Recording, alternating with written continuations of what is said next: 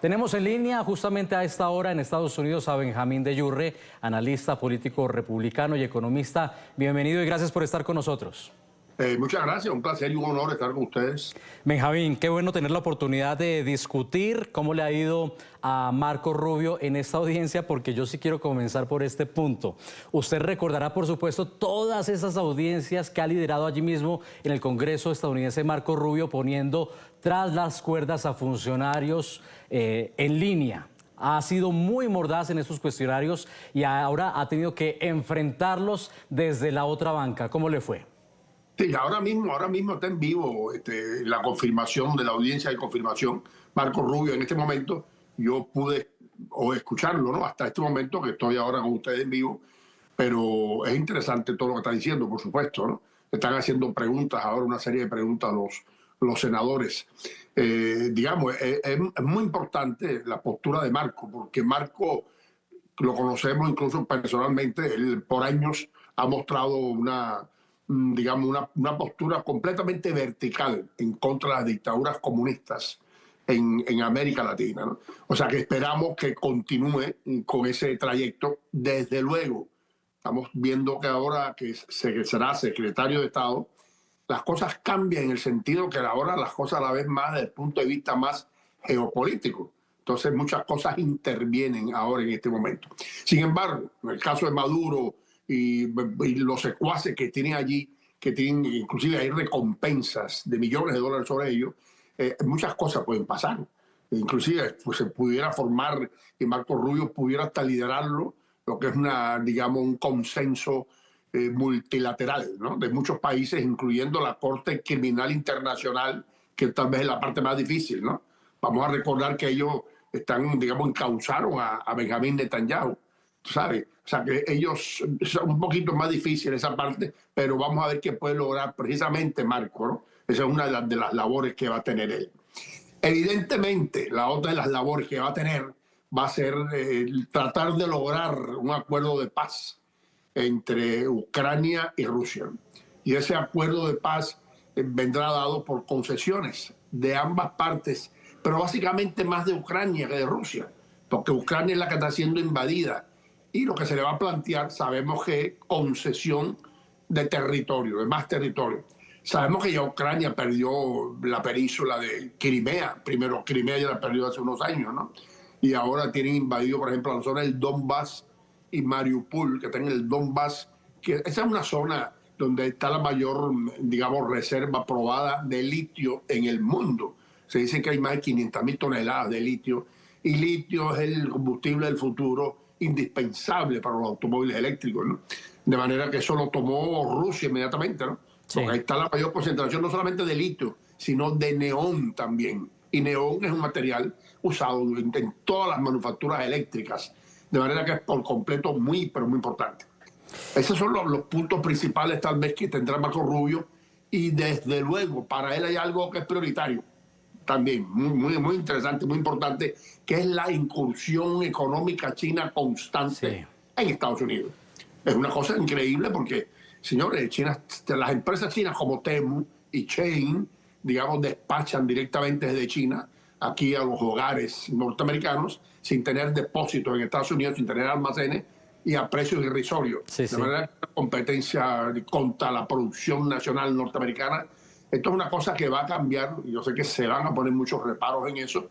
También la cuestión de los bancos chinos. Los bancos chinos entran como Pedro por su casa en Estados Unidos.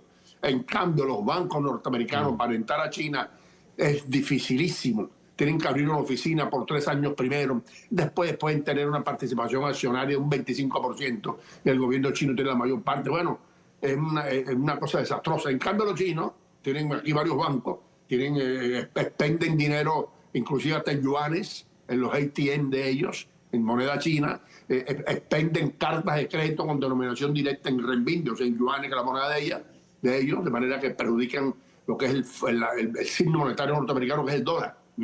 Y claro, hay muchas cosas en las cuales Marco Rubio sabemos que lo va a hacer y lo va a hacer bien. Sí, es que son muchas cosas, evidentemente. Habíamos hablado de Ucrania, de China, de hecho fue uno de los temas principales al inicio de esta sesión, un tema que debatió ampliamente también nuestra compañera Ruth del Salto desde Qatar en el programa Ángulo de NTN24. Yo le propongo que nos quedemos un instante en América Latina, porque en esta audiencia de confirmación como futuro secretario de Estado de Donald Trump, Marco Rubio denunció en el Congreso estadounidense la presencia de Irán en Venezuela, otro actor clave en este escenario geopolítico que tendrá que enfrentar y barajar Marco Rubio. Dijo que Teherán está desarrollando una fábrica de drones en territorio venezolano y acusó al régimen madurista de proporcionar pasaportes ilegales a los terroristas libaneses de Hezbollah. Eso era lo que decía. Escuchemos, Benjamín.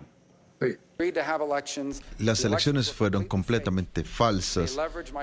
Ellos hicieron estas concesiones de migración y ahora tienen licencias generales para compañías como Chevron, que de hecho están entregando millones de dólares al régimen, y el régimen no mantuvo sus promesas, así que todo eso tiene que ser aprovechado, porque en Venezuela hay una presencia fuerte de Rusia y de Irán, y están aprovechando y están de hecho construyendo fábricas de drones en Irán, en nuestro propio hemisferio, sin mencionar la larga práctica del régimen de Venezuela de entregar pasaportes ilegítimos a gente de Hezbollah en nuestro propio hemisferio. Benjamín, muchos de los críticos de las sanciones decían que estas lo que iban a hacer en últimas era acercar al madurismo aún más, como si ya no estuviera bastante cerca, a los regímenes de Rusia e Irán. Conocemos esta noticia explosiva de esta fábrica de drones iraní en Venezuela, según la información de Marco Rubio.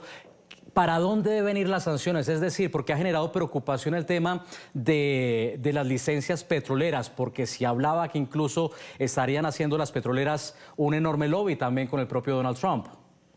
Mira, esto es una cosa muy, yo diría que es muy delicada la situación que se presenta allí en Venezuela, porque se habla incluso de que en Venezuela hay plataformas misilísticas iraníes instaladas en Venezuela.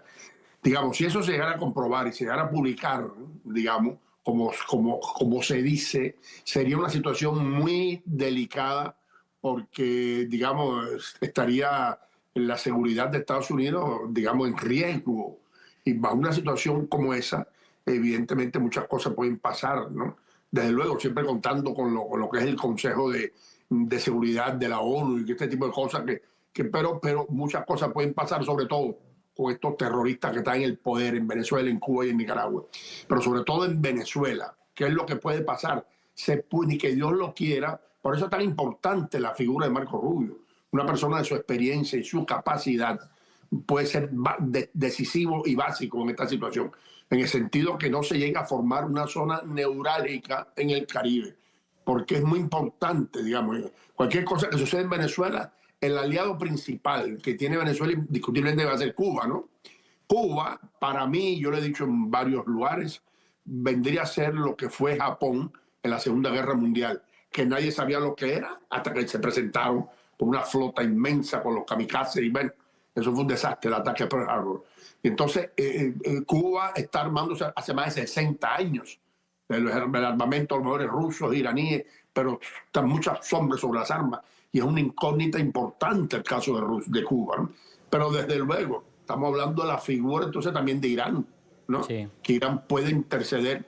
Nicaragua ofrece muy poco, pero también va a ayudar, digamos, porque son sus socios, ¿no? Estamos hablando por lo menos de 3 países que van a estar interfiriendo. Está por verse la reacción china y la reacción rusa, pero en cualquier caso es muy, pero muy importante de que no se forme aquí el Caribe una zona neurálgica, porque es muy peligroso. Y yo lo vengo diciendo, no es que uno crea mucho en esas cosas, pero cuando en 1555 Nostradamus predijo que la Tercera Guerra Mundial iba a ser en el Medio Oriente, en ese momento se acababa de descubrir América, cuando él escribió su libro Las Profecías, en el año 1555. De manera que la mente del profeta Nostradamus no se consideraba la existencia de América. Por eso es que a lo mejor no está, digamos, profetizando quién pudiera ser en América Latina. Sin embargo, la experiencia por eso es tan importante la experiencia de Marco Rubio, porque esta situación hay que manejarla con pinzas. Lo que va a suceder, lo que puede suceder en América Latina, es delicada la situación. Delicadísima, delicadísima. De hecho, Marco Rubio decía, bueno, ya que usted tocaba el tema de Cuba, decía que Cuba se está derrumbando por esta crisis energética, por supuesto, la crisis de los derechos humanos. Estamos hablando de un hijo de migrantes cubanos que ha criticado a propósito fuertemente la administración Biden, que le dejó una papa caliente con la que no contaban, porque yo recuerdo que hace un tiempo una congresista estadounidense por Florida, María Elvira Salazar, le preguntaba al propio Blinken si iba a sacar o no a Cuba de esta lista de estados patrocinadores del terrorismo. Sí, Blinken correcto. Le dijo que eso no iba a ocurrir en el futuro cercano. Finalmente ocurrió, le dejó esa papa caliente. ¿Qué tanto puede lidiar con ella Marco Rubio?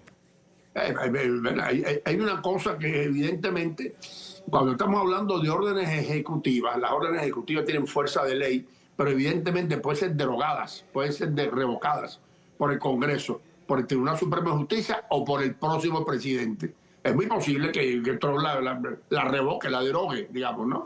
Es muy posible y vuelva a incorporar a Cuba como Estado terrorista. Es muy posible que eso ocurra, ¿no? Sabemos que Cuba es, digamos, la jefa de los títeres en toda América Latina, y es la responsable de la infiltración comunista y el desequilibrio de todas las economías en América Latina, con la incursión, digamos, con las teorías comunistas, ¿sabe? En toda América Latina, ¿sabe? Esa es la gran verdad, ¿sabe? La principal adoctrinadora. Benjamín de Yurre, analista político republicano y economista, gracias por haber estado con nosotros. Saludos en Miami. Es un placer y estamos a la orden. Bueno, a propósito...